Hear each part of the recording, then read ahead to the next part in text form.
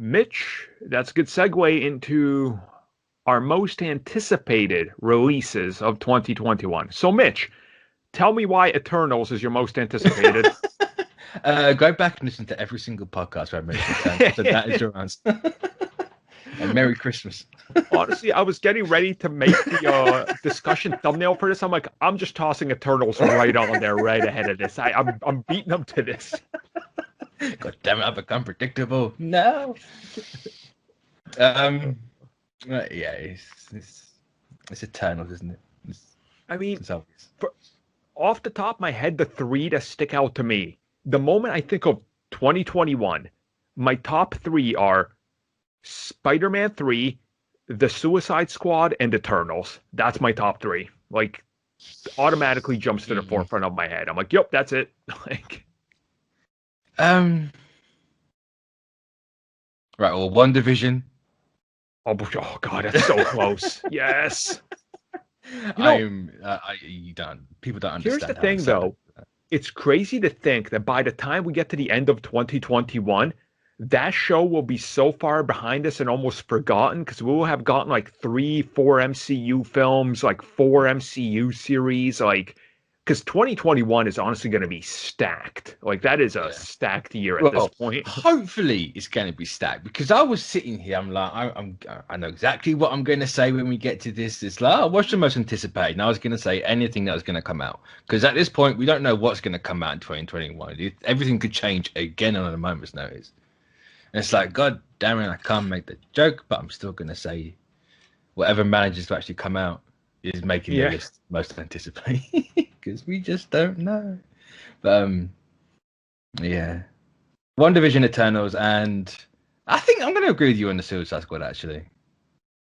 Just because that looks so different to what A had done or what Warner Brothers done, I should say, really, because A didn't really have much of a hand in that movie by the end of it.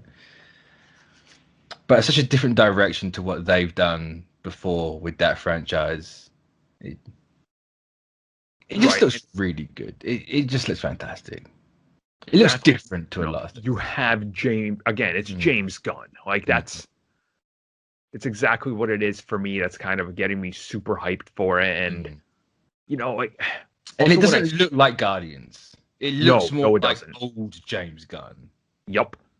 But like a more refined. I'm not gonna be trying to be as edgy as James Gunn used to be. So yeah, I have to say this one, but it's not out of pure hype. It's out of like necessity. It's out of this, it's this morbid necessity, curiosity. Don't say Morbius.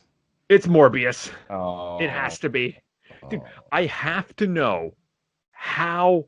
Does this connect to all the Spider-Man stuff? How is Vulture in there? Is that the one that's the same one we followed? Is this some sort of agreement with freaking Sony and Marvel retrofitting it into the MCU now? Like, I have to know about this damn film. Like, this is one of those films where I wake up in the middle of the night in cold sweats, but it wasn't connected. I have to know Morbius. I mean, so do I, but it's the fact that I remember it exists. It's like, oh God, they're doing it, aren't they? Oh. Morbius. Please be free on Disney Plus or something. I ain't paying for it. I mean, it's looking like it's going to be at least a pretty decent, year for content. I'm assuming most of it's going to start making it out because pretty much everything hasn't had shutdowns since they started closing sets and everything. Like people aren't having a lot of trouble. Like the Batman is really the last notable big one where they had to shut that down twice. But other than that, Jurassic World had to shut down, didn't it? Oh yeah, they did one shutdown. Yep, and then they finished up the film when they got back. So, I mean, if you're Tom Cruise, apparently you've had the worst case in Hollywood trying to make a movie. Oh God, yeah. He's now got the Russians on his back, isn't he? Who's going to win that race, the Russians or Tom Cruise? Only 2020 could throw that up. What else is there?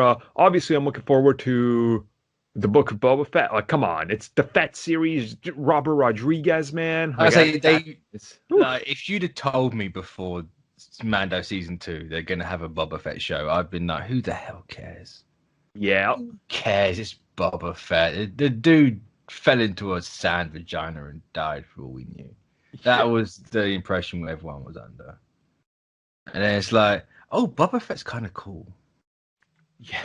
Like he's looked better than he's ever looked. Hmm. The whole black, it just goes with the armor so much better. And Yeah, it's it like, does. oh, they've got the actual actor back as well. So it's the clones, and it's just like, oh man, I'm sold. Yeah, I am Oh, on board with this series. I would have been sold before the end of Mando season 2, but that whole bit is just like, man, taking Tatooine back from the inside, like yes, Yeah, yeah, they I'm on. nailed that honestly, which is pretty damn good to see that, they're kind of leaning more into that. I'm also excited to see like what they're gonna do with the Superman series on the CW. I know I might be the like one here that's like, oh yeah, CW, but I like Superman. Like I like usually his TV series more than the films. So I'm uh, so far removed from what the CW's actually doing that every time someone mentions them, which is fairly often, but I just forget they exist in the time between it. I'm always surprised that they're still going. So it's like, oh yeah, they do those shows, didn't they?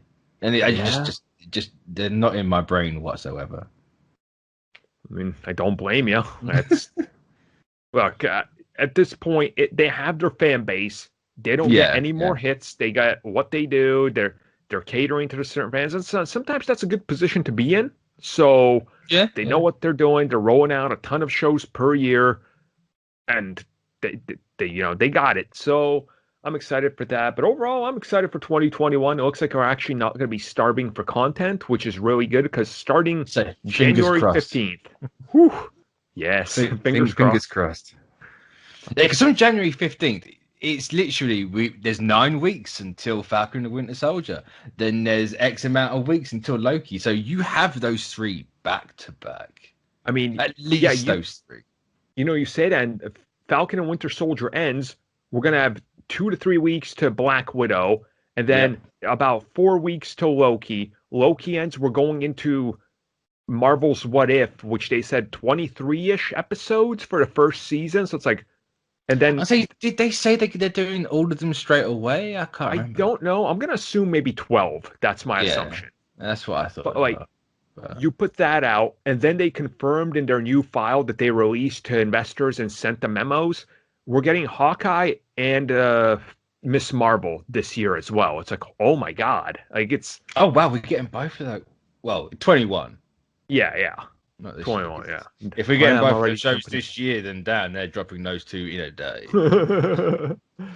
So it's looking good. It's looking like that Yeah. we're gonna have on a weekly basis, we're gonna have the Marvel conversation, just like the Star Wars fans have been having with Mando, which is gonna be pretty good because there's gonna be a lot coming out of every episode. So It's going to be interesting for Marvel doing that.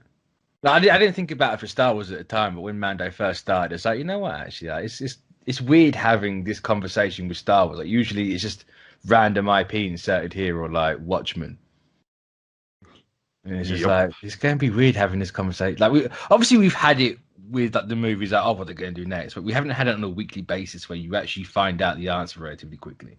exactly. So and I can't wait to see how that speculation, rolls out and what we have to talk about. And that's kind of what hypes me up really about all this. It's like the interconnected pieces and the things that Mm. are going to happen and, the little hints towards everything we like to dissect and talk about, which it gets to that comic book issue by issue stage, right? Where it's like, oh, I put Mm. this down and now what happens in the next issue? It's like, damn, we're going to get to that now with the MCU. I'm super hyped.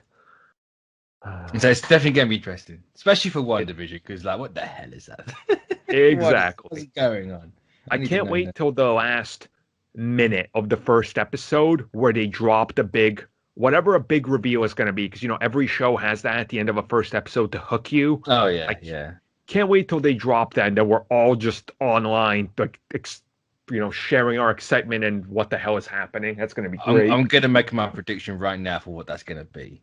It's All that right. entire episode is gonna play out like a normal sitcom. There's gonna be some like elements of weirdness, kind of like how the trailer's already shown us. It's not going to be as obvious, I don't think, or it could very well be on the nose. But you're going to get little things like something's not right, and then at the end, you're going to like have, I can't remember what they call her in the show, but it's like Agatha Harkness. We all know who it is. I think they call her Agnes or something like that in the show. Yeah. Like she's going to appear at the end, and she's going to have done something, or so, she's going to appear, and then something weird's going to happen, and it's going to do that classic TV close up on her face. See, I could that's kind of see that. My going one was if I was them, I would want to shock everybody. My closing scene would be, you know, everything's gone crazy. They're in their living room. They know something's off, and everything's been glitching. Door rings, she opens it, and there's Quicksilver standing there. And it's Aaron Taylor Johnson being like, "Hey sis, sorry I'm late." It's like, yeah, possibly.